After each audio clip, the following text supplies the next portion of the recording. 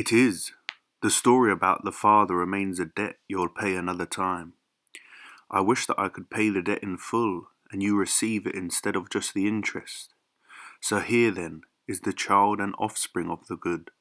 But be careful that I don't somehow deceive you unintentionally by giving you an illegitimate account of the child. We'll be as careful as possible, so speak on. I will when I've come to an agreement and recalled some things that we've already said both here and many other times. Which ones? We say that there are many beautiful things and many good things, and so on for each kind, and in this way we distinguish them in words. We do. And beauty itself, and good itself, and all the things that we thereby set down as many, reversing ourselves, we set down according to a single form of each, believing that there is but one, and call it the being of each. That's true. And we say that the many beautiful things and the rest are visible but not intelligible, while the forms are intelligible but not visible. That's completely true. With what part of ourselves do we see visible things? With our sight. And so audible things are heard by hearing, and with our other senses we perceive all the other perceptible things. That's right. Have you considered how lavish the maker of our senses was in making the power to see and be seen? I can't say I have. Well, consider it this way. Do hearing and sound need another kind of thing in order for the former to hear and the latter to be heard? A third thing in whose absence the one won't hear or the other be heard? No, they need nothing else. And if there are any others that need such a thing, there can't be many of them. Can you think of one? I can't. You don't realize that sight and the visible have such a need? How so? Sight may be present in the eyes, and the one who has it may try to use it, and colours may be present in things, but unless a third kind of thing is present, which is naturally adapted for this very purpose, you know that sight will see nothing, and the colours will remain unseen. What kind of thing do you mean? I mean what you call light. You're right.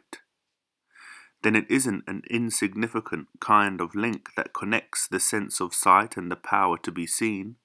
It is a more valuable link than any other link things have got, if indeed light is something valuable. And of course it's very valuable. Which of the gods in heaven would you name as the cause and controller of this, the one whose light causes our sight to see in the best way and the visible things to be seen? The same one you and others would name.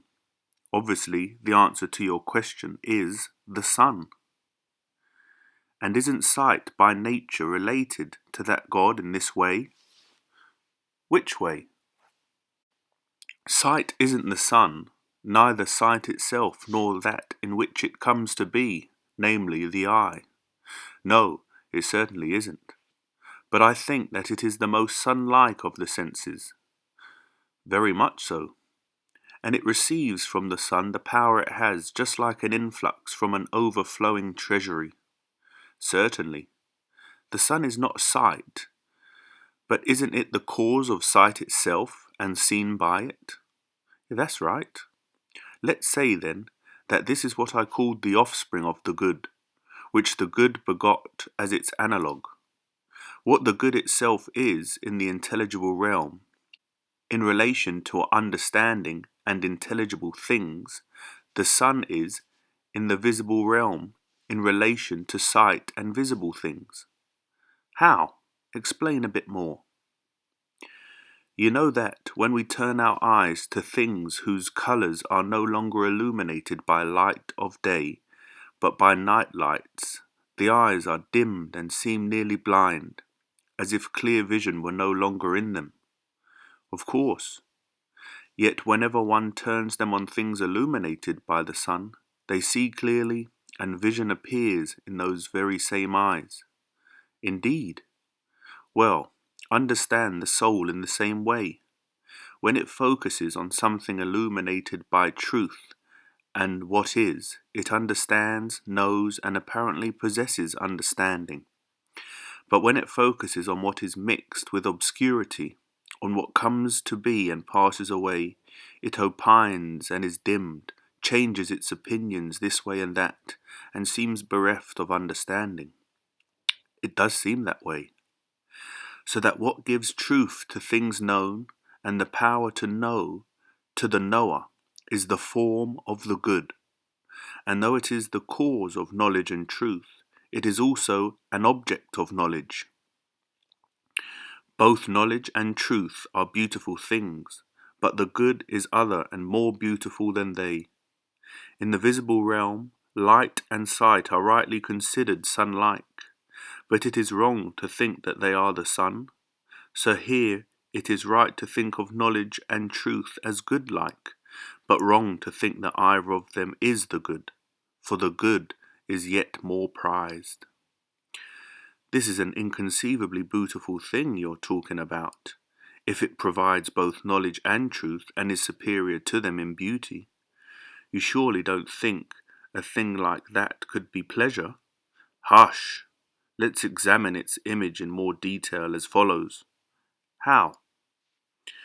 You'll be willing to say, I think, that the sun not only provides visible things with the power to be seen, but also with coming to be, growth, and nourishment, although it is not itself coming to be.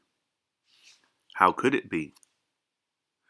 Therefore, you should also say that not only do the objects of knowledge owe their being known to the good, but their being is also due to it, although the good is not being, but superior to it in rank and power. And Glaucon comically said, "By Apollo, what a daemonic superiority!"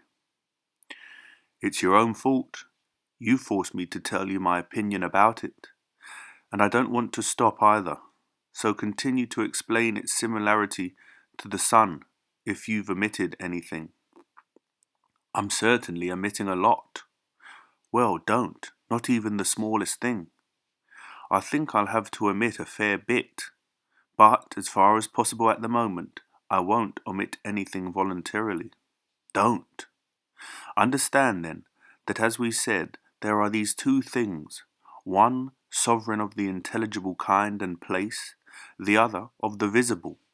I don't say of heaven, so as not to seem to you to be playing the sophist with the name. In any case, you have two kinds of thing, visible and intelligible. Right. It's like a line divided into two unequal sections. Then divide each section, namely that of the visible and that of the intelligible, in the same ratio as the line. In terms now of relative clarity and opacity, one subsection of the visible consists of images, and by images I mean first shadows, then reflections in water, and in all close-packed, smooth and shiny materials, and everything of that sort, if you understand. I do.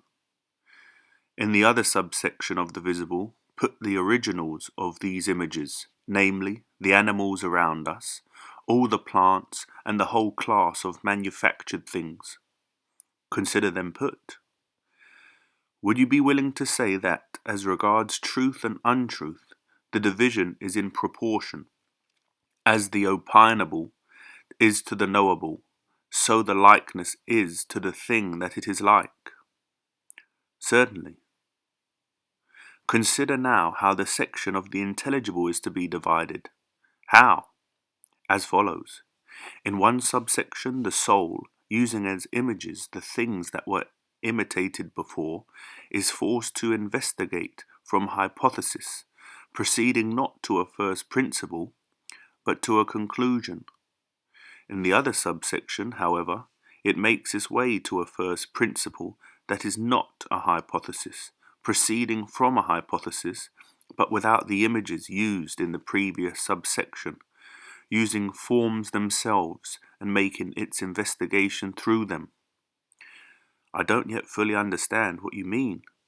Let's try again. You'll understand it more easily after the following preamble. I think you know that students of geometry, calculation, and the like hypothesize the odd and the even, the various figures, the three kinds of angles, and the other things akin to these in each of their investigations as if they knew them. They make these their hypothesis, and don't think it necessary to give any account of them, either to themselves or to others, as if they were clear to everyone. And going from these first principles through the remaining steps, they arrive in full agreement. I certainly know that much. Then you also know that, although they use visible figures and make claims about them, their thought isn't directed to them, but to those other things that they are like. They make their claims for the sake of the square itself and the diagonal itself, not the diagonal they draw, and similarly with the others. These figures that they make and draw, of which shadows and reflections in water are images, they now in turn use as images in seeking to see those others themselves that one cannot see except by means of thought. That's true. This, then, is the kind of thing that, on the one hand, I said is intelligible, and on the other, is such that the soul is forced to use hypothesis in the investigation of it, not travelling up to a first principle, since it cannot reach beyond its hypothesis, but using as images those very things of which images were made in the section below, and which by comparison to their images were thought to be clear and to be valued as such. I understand that you mean what happens in geometry and related sciences. Then also understand that, by the other subsection of the intelligible, I mean that which reason itself grasps by the power of dialectic.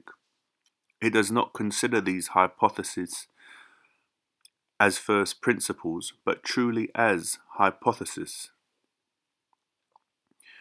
but as a stepping stone to take off from, enabling it to reach the unhypothetical first principle of everything. Having grasped this principle, it reverses itself and, keeping hold of what follows from it, comes down to a conclusion without making use of anything visible at all, but only of forms themselves, moving on from forms to forms and ending in forms. I understand, if not yet adequately, for in my opinion you're speaking of an enormous task, that you want to distinguish the intelligible part of that which is, the part studied by the science of dialectic, as clearer than the part studied by the so-called sciences, for which their hypotheses are first principles. And although those who study the subject of these sciences are forced to do so by means of thought rather than sense perception, still, because they do not go back to a genuine first principle, but proceed from hypothesis, you don't think that they understand them, even though given such a principle they are intelligible. And you seem to me to call the state of the geometers thought but not understanding, thought being intermediate between opinion and understanding. Your exposition is most adequate. Thus there are four such conditions in the soul, corresponding to the four subsections of our line: understanding for the highest, thought for the second, belief for the third, and imaging for the last.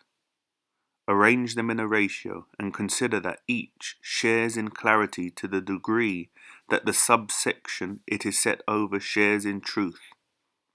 I understand, agree, and arrange them as you say.